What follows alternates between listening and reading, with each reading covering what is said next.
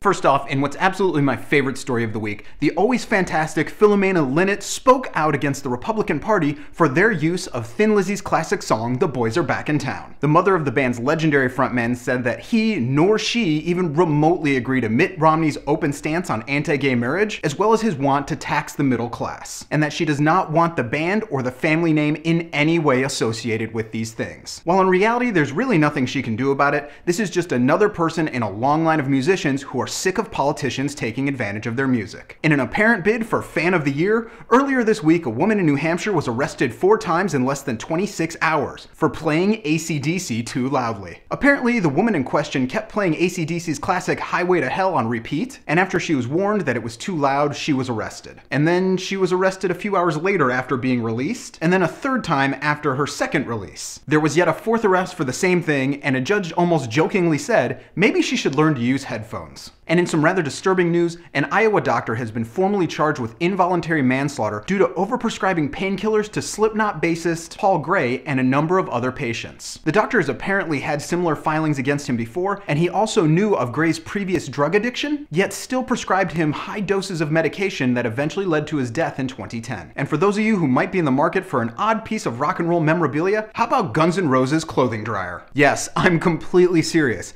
In an effort to clear out the band's warehouse, a ton of items from their years on the road are being auctioned off on eBay. And this almost 300-pound oddity from days past is, well, it's certainly the most unique item available. And finally, in what may be the tandem quote of the year, the always outspoken Liam Gallagher followed his statement of, if I was a ginger prince and 3rd in line for the throne, I'd be pissed and naked every night, just for the hell of it, by saying the following. The Spice Girls were a lot better on booze after the Olympics than I thought. They're not bad for old dears, but they'll never outlast me. No one will. I'm not saying I'm God, but I'm not far off. This, folks, is why we love to get a microphone in front of that man. So that's the news for this week. Be sure to check back here every Friday so you're always the first to know, and be here every day for all the music news, reviews, and knowledge you'll ever need.